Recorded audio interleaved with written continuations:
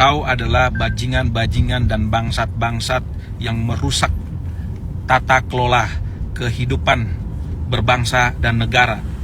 Bisa jadi mereka murni pendukung, para loyalis, tapi tidak menutup kemungkinan mereka adalah bagian dari sistem yang memang dirancang untuk membentuk opini publik. Mas Dedi kalau nanti menjadi RI1 misalnya ya, harus berani membayar utang sejarah. Kalau enggak, tetap bukan orang yang kita tunggu.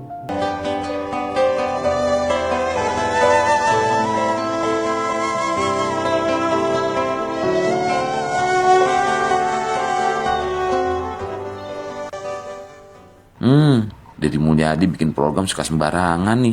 Ntar kalau semua anak jadi baik, nggak ada lagi dong anggaran untuk pembinaan anak-anak. Teman-teman di kantor juga nggak ada kerjaan lagi nih, bisa-bisa amsyong dah ini. Bisa-bisa nggak dapet dana lebih gua. Waduh, berabe dah. Mesti dihalangin ini.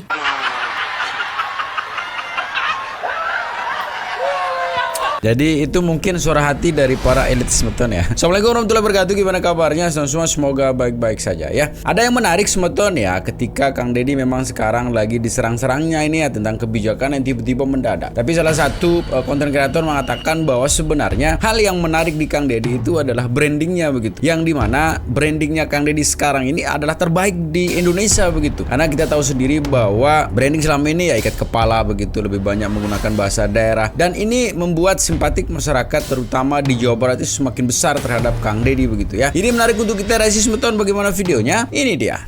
Gubernur Jawa Barat Kang Deddy Mulyadi bisa dibilang memiliki personal branding terbaik di Indonesia untuk kalangan politisi saat ini. Bukan karena jargon kosong atau pencitraan murahan, tapi karena kemampuannya merangkai narasi dan gestur kemanusiaan yang begitu kuat dalam setiap konten yang ia hadirkan ke ruang digital. Kontennya tidak hanya memikat, tapi menghipnotis. Dengan gaya khas, sederhana, bersahabat dengan rakyat kecil, cepat tanggap dan tetap tegas. Kang Deddy tampil sebagai pemimpin yang seharusnya, sosok yang terasa hadir bahkan ketika warganya hanya menyaksikan dari layar ponsel. Tidak berlebihan jika hari ini banyak publik berucap, seharusnya kepala daerah itu seperti ini. Dalam konteks krisis kepercayaan terhadap institusi politik, Kang Deddy muncul sebagai anomali yang menyegarkan. Bahkan, keberhasilan personal branding Kang Deddy ini berdampak bagi kepala daerah yang lain. Lihat saja kolom komentar di unggahan Gubernur Jawa Timur Hovifah Indar Parawansa, atau kepala daerah yang mencoba membangun komunikasi publik melalui media sosial. Hampir selalu ada komentar pembanding. Coba lihat Kang Deddy tuh, nggak kayak Kang Deddy yang langsung turun ke rakyat dan sejenisnya. Ini tentu jadi tekanan tersendiri bagi pejabat publik lain, sekaligus membuktikan bahwa Kang Deddy kini menjadi barometer kepala daerah yang diidamkan publik. Tapi justru di puncak kekaguman itulah kita perlu meletakkan tanda baca. Namun, nah ini kan yang kalian tunggu-tunggu. Namun ada satu celah rapuh dalam konstruksi personal branding Kang Deddy yang patut diperhatikan. Bahkan oleh dia sendiri jika ingin mempertahankan kepercayaan publik dalam jangka panjang, yaitu respon para pendukung militannya yang sangat reaktif terhadap kritik. Setiap kali muncul kritik terhadap kebijakan dari Kang Deddy, bahkan yang disampaikan secara sopan dan konstruktif sekalipun, pasti diikuti gelombang serangan dari akun-akun anonim. Serangannya bukan bersifat argumentatif, tapi personal, emosional, dan kerap kali keluar dari konteks diskusi. Pertanyaannya kemudian, siapa di balik akun-akun ini? Bisa jadi mereka murni pendukung, para loyalis, tapi tidak menutup kemungkinan mereka adalah bagian dari sistem yang memang dirancang untuk membentuk opini publik. Lengkap dengan akun ternak, tim kreatif, dan bahkan bot otomatisasi. Jika benar adanya, ini bukan sekedar taktik komunikasi digital, tapi potensi awal dari kerusakan citra yang sudah begitu baik dibangun. Kenapa? Karena rakyat Indonesia tidak pernah tahan lama dengan kesan otoriter, apalagi jika itu datang dari balik layar pendukung yang anti kritik. Kekaguman publik bisa berubah menjadi kecurigaan, apalagi ketika transparansi dan ruang dialog mulai digantikan oleh serangan digital yang membungkam suara berbeda. Di titik itu, personal branding yang semula kuat bisa runtuh bukan karena musuh, tapi karena kultus yang dibentuk oleh para pengikutnya sendiri. Sebagai pemimpin, Kang Deddy punya banyak alasan untuk bangga. Tapi sebagai sosok publik yang juga menjual nilai kesederhanaan dan keterbukaan, dia juga punya tanggung jawab moral, menertibkan ekosistem digital pendukungnya, mendorong ruang diskusi terbuka, dan menjadikan kritik sebagai bagian dari kematangan demokrasi, bukan ancaman bagi elektabilitas. Sebab publik tidak hanya mencintai pemimpin yang dekat dengan rakyat, tapi juga pemimpin yang lapang menerima koreksi. Thank you.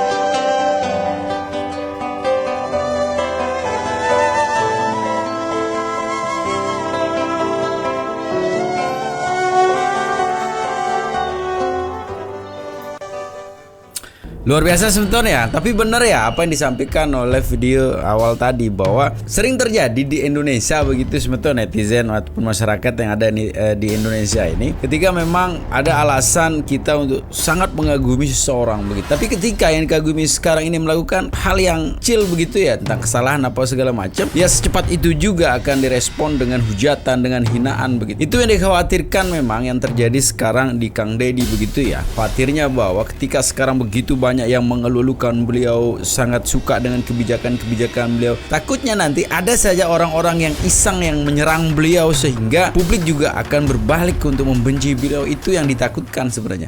Kau adalah bajingan-bajingan dan bangsat-bangsat yang merusak tata kelola kehidupan berbangsa dan negara.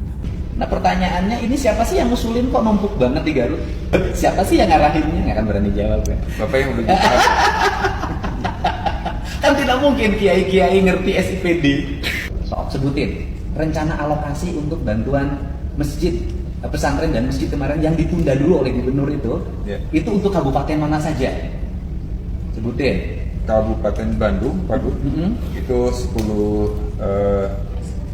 pesantren, itu kurang lebih sekitar 3,3 miliar. 10 pesantren 3,3 miliar. Nanti rincian nama pesantrennya juga ada. Publik boleh tahu dan kita akan perlihatkan. Siap. Tinggal nanti di kita kirimin aja, sampai aja ke publik. Orang anggarannya terbuka kok. Anggaran gubernur aja kita liatin. Ngapain ditutupin? Terus. Kabupaten Bekasi 7 pesantren 2,4 miliar. Oke. Kabupaten Bogor 16 pesantren 6 miliar. Kabupaten Ciamis 35 pesantren 8 miliar. Kemudian Cianjur 22 pesantren 9,6 miliar. Iya. Kabupaten Cirebon 1 pesantren 557 juta. Lebih sedikit. Sangat cuma satu. Kabupaten Cirebon Kabupaten sebagai basis organisasi agama, Iya. basisnya Nahdlatul Ulama, Iya. basisnya Islam tradisional. Betul. Di Jawa Barat Islam Hanya satu. NU itu hanya dapat Satu apa?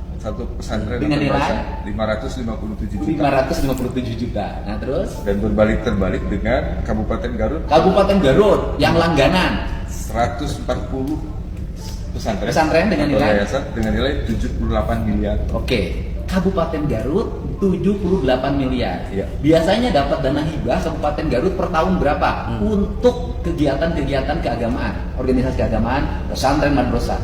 Dalam 3 tahun terakhir informasinya hampir sama, Pak. Kurang lebih. Tahun kemarin dapat berapa ratus miliar? Sekitar 50-60 juga ya. Enggak lebih. Dengan yayasan segala macam. Oh, dengan. Lebih. Jadi Kabupaten Garut itu mengalahkan jauh di atas Cirebon. Cirebon cuma 1, Garut 140. Kalau menunya seperti ini, saya sebagai gubernur kok tidak memperlihatkan rasa keadilan? Itu yang konsep tata kelola yang baru, Pak. Iya, saya sebagai gubernur miris juga. Saya menandatangani sebuah bantuan di mana ada satu kabupaten yang dapatnya kecil banget, padahal dia basic pesantren, basic tradisional NU, tapi ada satu kabupaten melambung tinggi. Saya nggak bisa. Terus apa lagi? Yang terjadi di Cirebon juga terjadi di Karawang. Karawang berapa? Karawang cuma 1 juga, Pak Bu. Berapa? Dan itu malah di bawah 300 juta. Oh, Karawang dapatnya berapa? Satu pesantren itu 300 juta. 300 juta terus. Majalengka 13 pesantren 1,3 miliar. Pangandaran 3 pesantren 1,7 miliar. Purwakarta 2 pesantren 500 juta. Pangandaran kecil daerahnya tapi dapatnya lumayan. 3 Pak. 3 terus. 3 pesantren 1,7 miliar. Purwakarta 2 pesantren 500 juta. Kabupaten Subang 8 pesantren 2,3 miliar.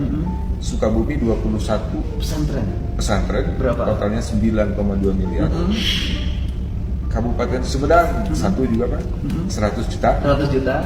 Terus. Kabupaten Tasikmalaya 12 pesantren 5 miliar. Kota Bandung 1 pesantren 150 juta. Kota Bandung yang kota besar ini Kota besar. hanya dapat 1 pesantren 150 juta. 150 juta. Oke. Kota Banjar 1 pesantren juga, Pak Gubernur, 100 juta. Cimahi pun demikian, 1 pesantren 100 juta. Depok 1 pesantren 250 juta. Kota Sukabumi 10 pesantren 4,4 miliar. Wah, itu kota kecil dapatnya 10. 4,4 miliar. 4,4. Kota Bandung yang besar Satu dapatnya pesantren. 150 juta. 150 juta. Oke, kita ini pemerintah provinsi ini kan sumber anggarannya itu kan diambil bukan dari Garut saja, APBD-nya kan Bodebek dan dari pendapatan di seluruh provinsi Jawa Ya. Barat. Distribusi ke bawahnya harus ada pertimbangan rasa keadilan, prioritas pembangunan. Kalau bicara Kabupaten Garut, yang dikeluhin oleh warga Garut dan jalan. Yang diributin tuh jalan di Garut. Tapi alokasi ke Garut terus-terusan, tapi di Garut jalannya hancur. Nah, bisa nggak ke depan menunya nggak menu politik, menunya adalah pendekatan. Misalnya begini, kan pesantren di datanya di Kemenag, betul. madrasah diniyah kan ada datanya di Kemenag, walaupun itu kewajibannya kabupaten kota Ya. dan Kemenag. Madrasah Sanawiyah ada data di Kemenag. Hari ini kan saya lagi membangun Sanawiyah karena roboh di Garut. Ya. Kan yang lucu tuh, ke Garut bantuannya puluhan miliar, tapi ada Sanawiyah roboh, akhirnya harus gubernur bantu langsung, dan lagi dibangun tahap pertama udah selesai. Nah, masjid kan ada data di Kemenag. Ya. Bisa nggak sih ke depan kita ini membantu itu berdasarkan pesantren mana sih yang kecil, pesantren yang gede, yang sudah asramanya hebat banget, kemudian bayar sekolahnya juga mahal, nggak usah dibantu dong. Pesantren yang kecil, yang kiainya juga tidak terkenal, adanya di kampung, mengelola anak-anak di sekitar sana, kita bantu prioritas. Mudah-mudahan, tapi kan itu nggak usah minta persetujuan DPR, itu kan kewenangan gubernur untuk menentukan. Betul, Pak.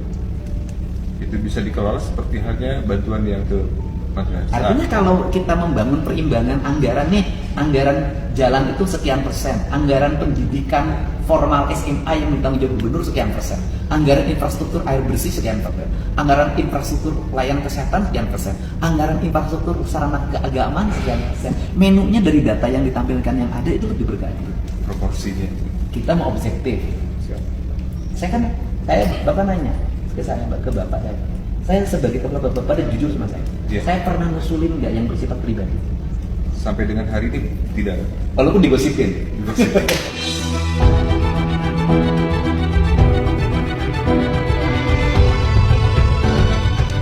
Pernah nggak saya ngusulin subjektif?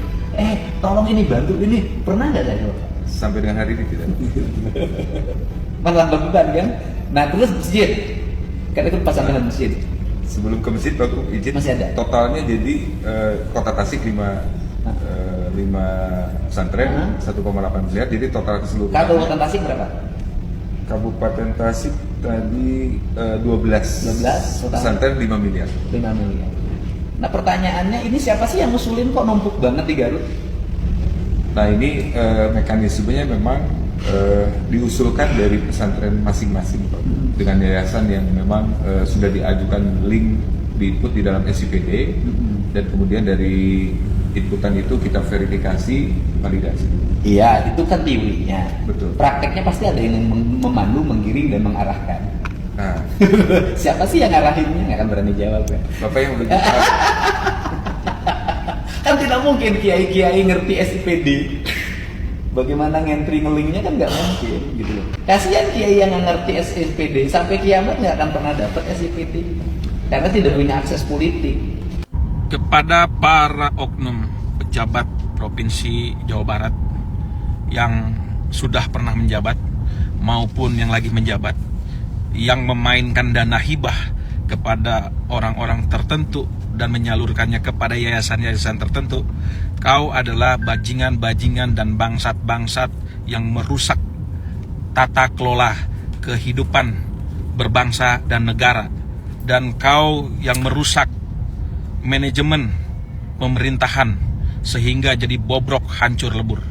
Ingat, hari ini kau bisa menikmati, tapi setelah kematian kau harus mempertanggungjawabkan apa yang kau lakukan. Jadi para bangsat dan bajingan, bertobatlah sebelum kau mati. Mas Dedi kalau nanti menjadi RI 1 misalnya ya, harus berani membayar utang sejarah. Kalau nggak, tetap bukan orang yang kita tunggu. Ada kemungkinan nggak Kang Dedi jadi RI 1 ya? Akhir-akhir ini dari Keraton Jogja saya itu sering dikomunikasi terus. Malah hari ini perjalanan menuju ke Perdepoan mau konsultasi masalah bagaimana kalau Kang Dedi itu kita surung ya untuk menggantikan apa yang ada ini. Mungkin bahasa umumnya itu masih baik di antara yang terjelek-terjelek itu. Ya toh? Intinya ke sana intinya itu. Nah, kita ini sebagai ini yang warga Jawa Timur, harapan Eyang ini melihat fenomena Kang Deddy Mulyadi ya, seperti yang kita bicarakan tadi. Harapan Eyang sebagai warga Jawa Timur, apa nih yang harus dilakukan pemerintahan atau gubernur Jawa Timur ini? Ya seharusnya tuh segera gayung bersambut ya. Jadi anulah, nggak usah malu-malu lah ya. Kalau ada yang baik buat apa sih malu untuk ditiru ya, ditiru. Dan wajib ditiru ya yang. Ya wajib ditiru, iya toh. Semua hidup tuh niru, jangankan kok kepada manusia. Manusia pertama kali hidup tuh yang ditiru apa? Perilakunya binatang. Waktu itu kan belum ada sekolahan, belum ada pondok pesantren, belum ada universitas, belum ada sekolahan. Orang hidup itu yang ditiru oleh yaitu binatang. Itu sudah tertera di dalam perisai Garuda Pancasila. Itu saja, mulai dari presiden sampai RT itu loh, semua di kantor ada itu. Tapi saya yakin mereka tidak tahu semua. Oke. Kalau tahu itu gampang. Merintah bangsa Indonesia itu gampang, nggak usah diuber-uber ini.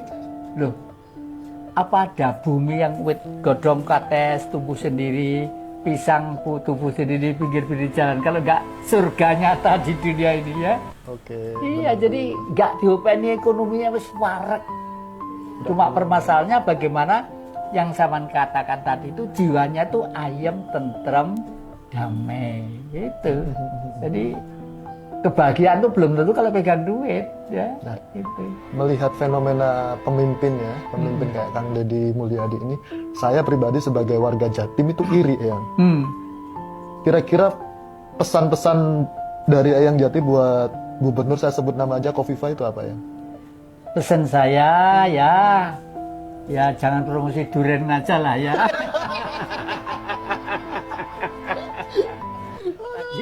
Tadi ada ibu-ibu yang marah. Ini saya dirukun ibu-ibu di Pira ya. Mbak Anu, Bu Kofifa, saya itu warga Jawa Timur asli. Jangan dipameri. Menarik semeton ya video terakhir, jika warga Jawa Timur gitu mendorong KDM jadi RI1. Itu luar biasa ya. Itu luar biasa ketika memang dalam kepercayaan Jawa, terutama Sunda, sebetulnya memang ada kepercayaan bahwa ketika ada orang yang akan menjadi RI1 misalnya di situ dari Sunda begitu, ini titik di mana Indonesia ini akan menjadi negara yang luar biasa begitu ya. Dulu pernah, mohon maaf kalau saya tidak salah ya, tapi koreksi saya kalau salah, ketika Soekarno dulu menjadi presiden itu membawa Indonesia menjadi negara yang luar biasa maju, luar biasa disegani di seluruh dunia bahkan ya. Dan itu mungkin yang diharapkan sekarang, itu yang diimpi-impikan sekarang oleh masyarakat begitu. Ketika kembalinya negara yang luar biasa ini menjadi negara yang maju, negara yang luar biasa, negara yang disegani, bahkan disebut sebagai singa Asia begitu, itu mungkin diharapkan oleh masyarakat Jawa Barat dan seluruh Indonesia ya. Tapi intinya kita sebagai netizen sebetulnya harus tetap jaga persatuan dan kesatuan kita ya. Assalamualaikum warahmatullahi wabarakatuh.